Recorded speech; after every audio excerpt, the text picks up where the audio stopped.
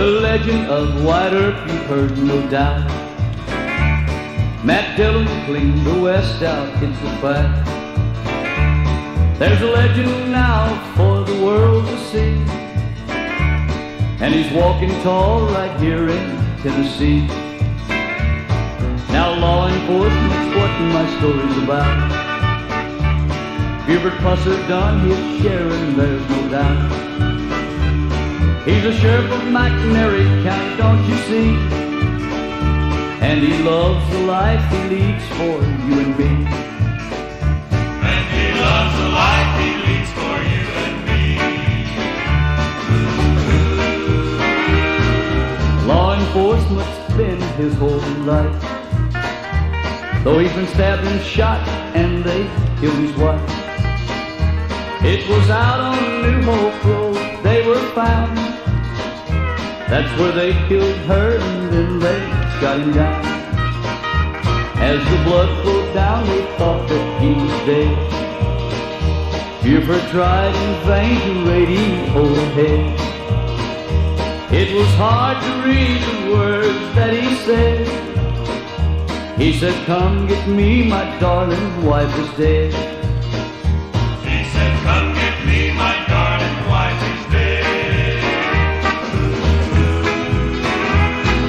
The time has come for him to step down. Big shoes to fill and he's not around. For the county that he loved give his life, but it's a dirty, rotten world that took his wife. It's a dirty, rotten world that took his wife.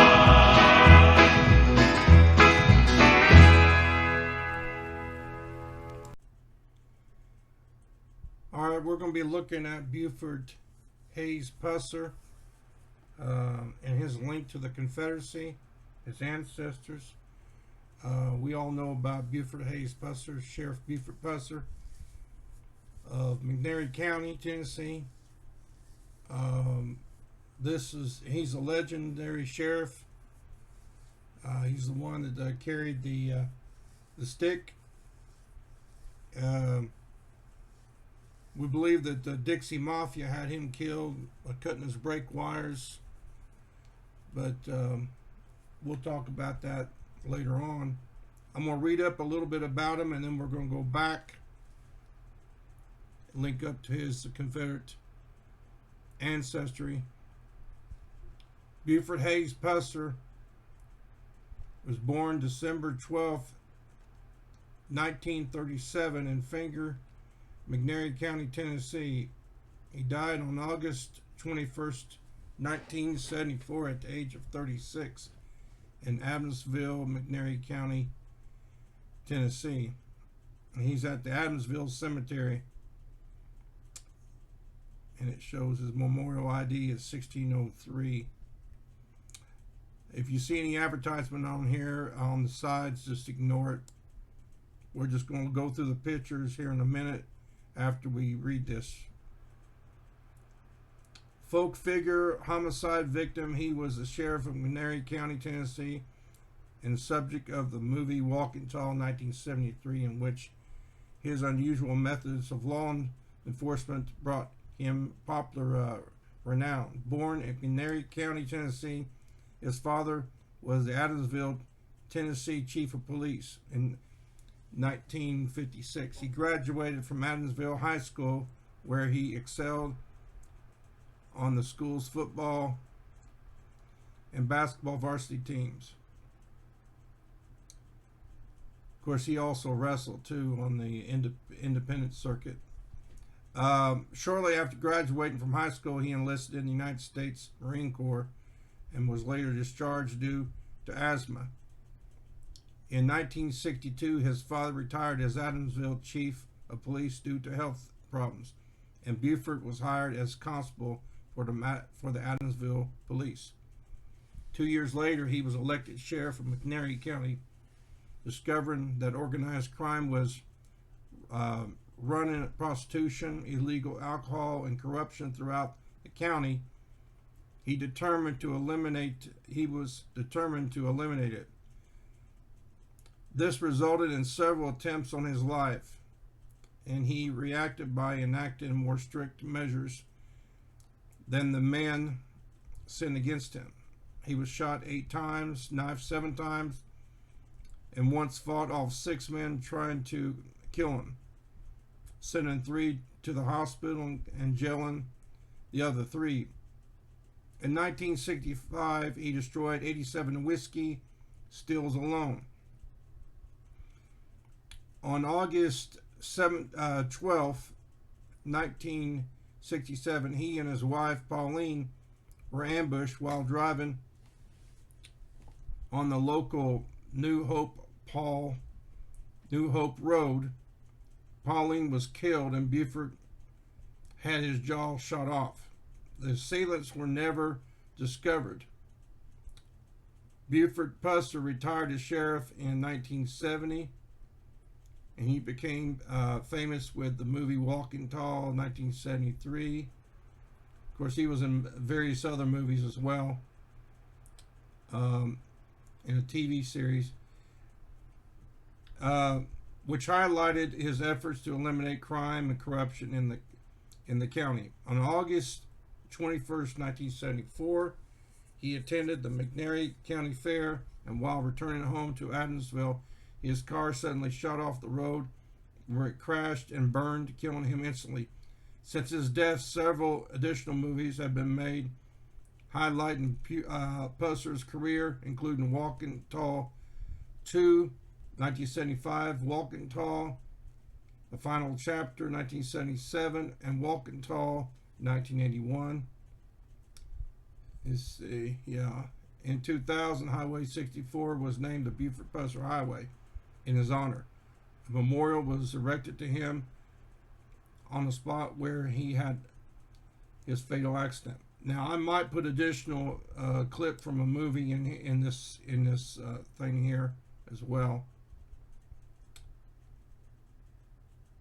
Of course, his daughter, Dewana, we're going to be looking at that in a little bit, and then we'll go back to his father and his ancestors that fought in the Confederacy. Pauline will first go here in a second, but this is his brother, and he has, I believe that might be his sister, John Howard Pusser. I'll read up a little bit about him.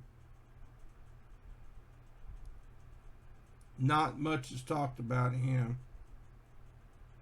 Brother of legendary Sheriff Buford Haynes Pusser. I'm going to go over here and let's look at his wife. I'm just going to deviate for a second and see what they have on her. She died in 2009. She was born in 1940. And she has a son, Jeff Ryman, that died in 2018.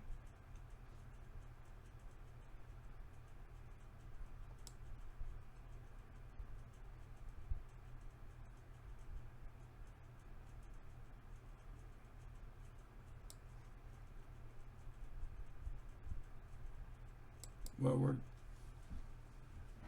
we don't want to deviate too much, so we're going to go back.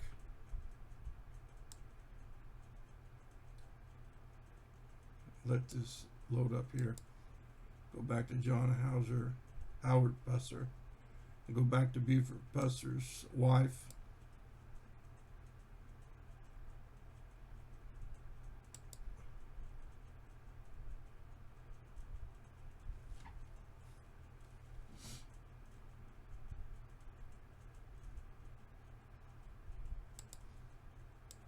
And look at Pauline.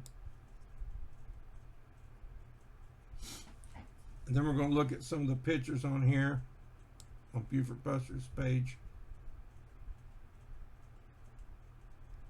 Pauline, born February 27th, 1934 in Dickerson County, Virginia.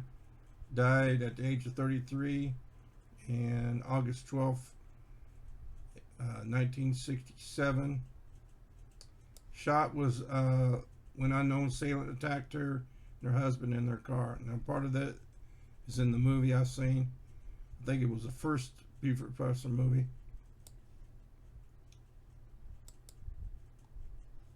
And right here it shows Buford Pusser. It says funeral services, Mrs. Buford Pusser. In addition to her husband and parents, Mrs. Two daughters, Joanna Pusser, and has a little bit of information right there.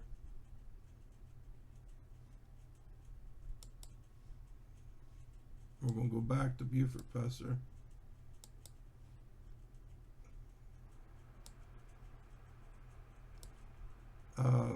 His dad in a second, Joanna, and she's the one that was representing the Buford Pusser Museum. Now I remember her, and I think she's got some kids, probably. Says right here, she was born January 9th, 1961. Died March 7th, 2018, age of 57. Joanna Pusser Garrison was born January 9th, 1961 in Chicago, Illinois. Her, the daughter of the late legendary McNairy County Sheriff Buford Pusser and Pauline Mullins Pusser. She was united in marriage to Jamie Garrison on March 7th, 1998. Joanna was an advocate of tourism and actively promoted Adamsville and the legacy of her father through the Buford Pusser Home and Museum.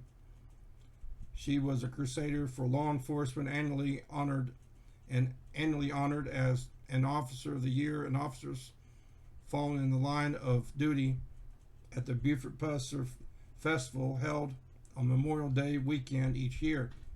Joanna served 3 terms on the Adamsville City Commission and was a member of the Adamsville First Baptist Church. She parted this life on Wednesday, March 7th, in Adamsville at the age of 57 and 1 month. She's survived by her husband, Jamie Garrison of Adamsville, 2 daughters, Atoa Barnes of Adamsville, Madison Garrison of Houston, stepdaughter, Terry Garrison, Jackson, Tennessee, 4 grandchildren, Abby Moffett, Hayes Barnes, Danny Beth Moffett, Jack Houston Barnes, half-brother Mike Vance, a host of extended family and friends. So they're related, they're descendant, one of those, the blood descendant of Confederate ancestors through Buford Pusser. We're going to go back to Buford, and then we're going to go back to his dad. We're going to look through the pictures, the photos.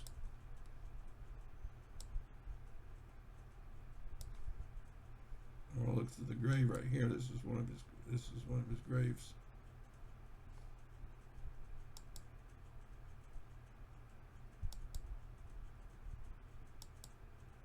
Yeah, it's Buford Pusser right there. All right. Let's see. Let's go back to the memorial. Go back to his dad, and then we'll go back to the.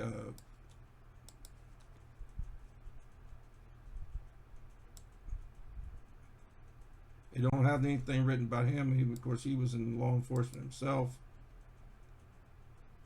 He was born in 1906. Died in 1978.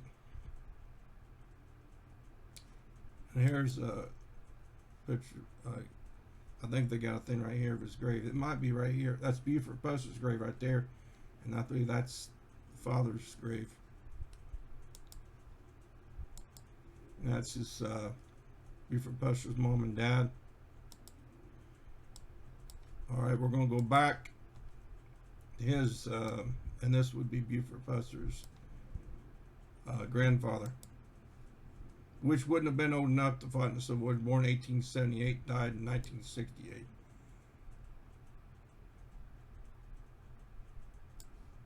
James Hughes Pusser was the grandfather of Buford Pusser. And they have a little bit about him. We may or may not read this.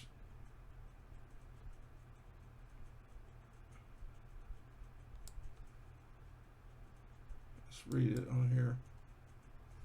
Can't read it on that. We could read it better on this one here.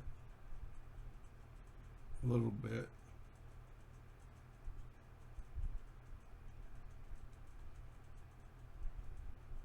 Oh my God. Looks like he committed suicide. Self-inflicted gunshot wound.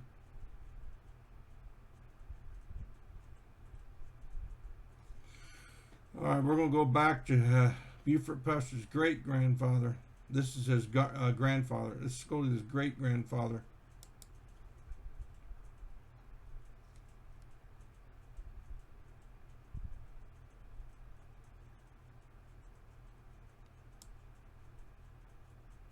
Now his great-grandfather is the one that fought in the Civil War in the Confederacy. I'm gonna look at this right here and see if I got anything about it. It's got a little thing, I can't even read it. John Pusser is the one that fought in the Confederacy.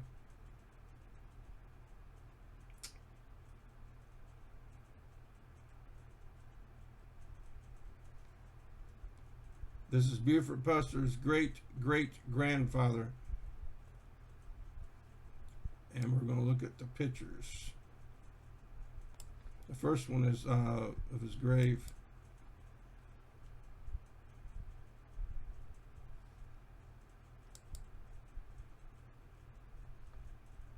John Pusser, Georgia Reserves, private, Confederate. He was a Confederate.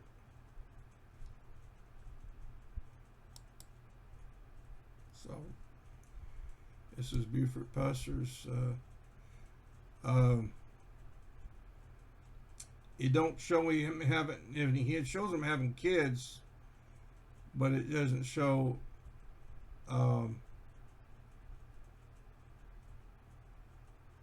It says he died in 1887, but it doesn't show him having any brothers.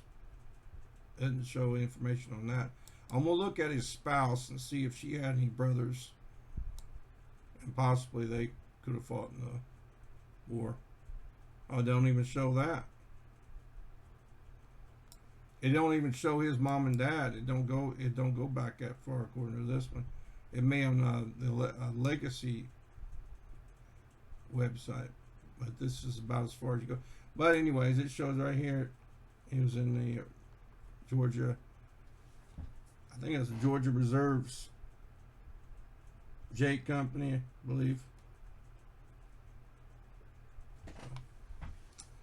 And we might try to put a clip in here of an incident that possibly may have happened, according to the movie.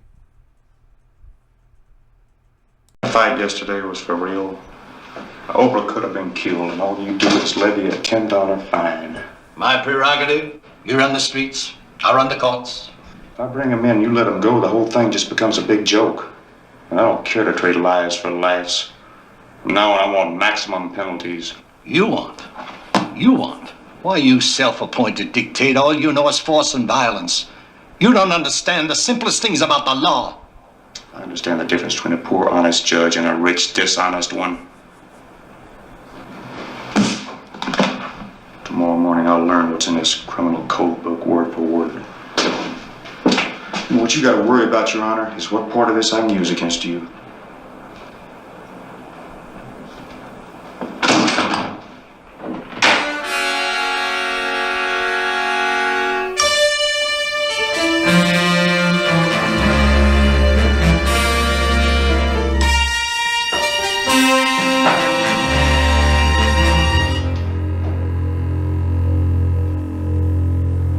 What the hell's going on here? Well, I read the book, Your Honor, and it clearly states on page 53, paragraph 6, that the sheriff has the right to assign courtrooms and judges' chambers. In view of your past judgments, I thought you'd feel more at home here. You have your own choice of seats. Of course, there's no telephone yet, but you won't need one today. It's a list of search and seizure warrants. Done one about 3 o'clock today. I'll have your lunch sent in. Oh, and by the way, if any word of these warrants, excuse the expression, leaks out, well, your distinguished career is over. Page 92, section 4. I'll be damned.